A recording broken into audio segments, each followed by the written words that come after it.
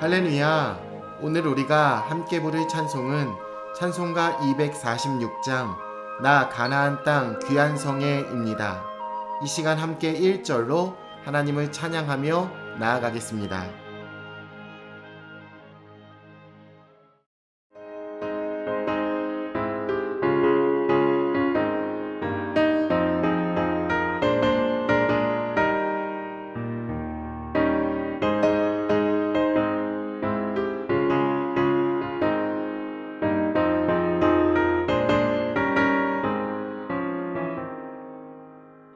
나 가나안 땅 귀한 성에 들어가려고 내 무거운 짐 벗어버렸네.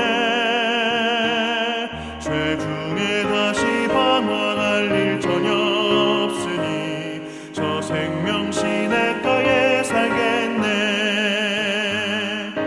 길이 살겠네. 나 길이 살겠네. 저 생명 시냇가에 살겠네.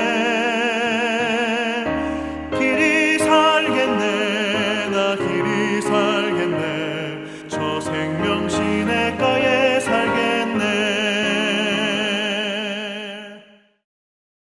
오늘 하나님이 우리에게 주시는 말씀은 출애굽기 1장 1절로 14절입니다.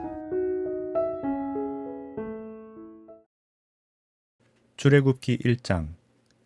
야곱과 함께 각각 자기 가족을 데리고 애굽에 이른 이스라엘 아들들의 이름은 이러하니 르우벤과 시므온과 레위와 유다와 이사갈과 스불론과 베냐민과 단과 납달리와 갓과 아셀이요. 야곱의 허리에서 나온 사람이 모두 70이요. 요셉은 애굽에 있었더라.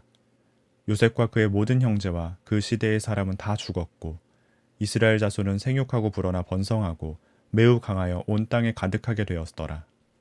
요셉을 알지 못하는 새 왕이 일어나 애굽을 다스리더니 그가 그 백성에게 이르되 이 백성 이스라엘 자손이 우리보다 많고 강하도다. 자, 우리가 그들에게 대하여 지혜롭게 하자. 두렵건대 그들이 더 많게 되면 전쟁이 일어날 때에 우리 대적과 합하여 우리와 싸우고 이 땅에서 나갈까 하노라 하고 감독들을 그들 위에 세우고 그들에게 무거운 짐을 지워 괴롭게 하여 그들에게 바로를 위하여 국고성 비돔과 라암셋을 건축하게 하니라. 그러나 학대를 받을수록 더욱 번성하여 퍼져나가니 애굽 사람이 이스라엘 자손으로 말미암아 근심하여 이스라엘 자손에게 일을 엄하게 시켜 어려운 노동으로 그들의 생활을 괴롭게 하니 곧 흙 이기기와 벽돌 굽기와 농사의 여러 가지 일이라. 그 시키는 일이 모두 엄하였더라. 출애굽기는 애굽으로 내려간 야곱의 아들들을 언급하면서 시작됩니다. 창세기 후반에서 야곱과 그의 가족들은 흉년을 피해 애굽으로 갔습니다.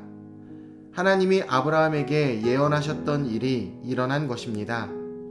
하나님은 애굽으로 간 야곱의 자손들을 통해 어떤 일을 이루실까요?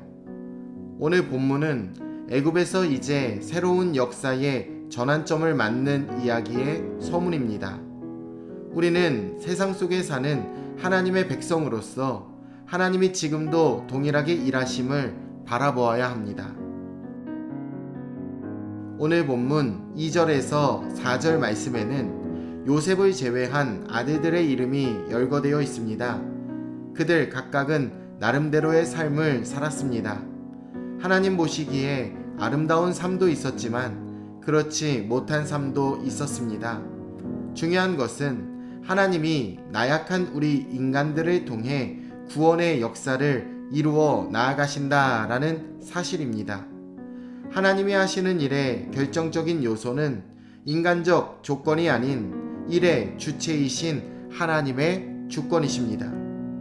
하나님이 복을 주심으로 이들은 놀랍게 번성했습니다. 이스라엘의 세대가 바뀌는 동안 애굽의 세대도 바뀌었습니다.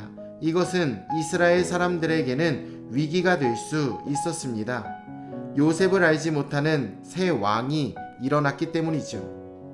창세기에서는 애굽 왕이 요셉을 극진히 생각했고 요셉의 가족들을 넘치도록 배려해 주었습니다. 요셉을 알지 못하는 왕이 일어났다라는 것은 이전과 같은 배려와 존중이 더 이상 이어지지 않을 것임을 암시하는 것이죠. 그러나 하나님의 백성에게 드리워지는 고난의 그림자를 하나님은 오히려 구원의 계기로 삼아주셨습니다. 이스라엘 자손들도 야곱이나 요셉과 같은 신앙과는 어느 정도 거리가 있었을 것입니다. 하지만 그럼에도 불구하고 하나님은 이들을 엄청나게 부흥시켜 주시고 강하게 하십니다. 그 땅의 터줏대감인 애굽 사람들은 자신들보다 더욱더 크게 번성한 이스라엘 백성들을 두려워했습니다. 특히 바로 왕은 이스라엘을 강하게 경계했습니다. 이처럼 세상은 하나님이 주시는 복을 다르게 해석하죠.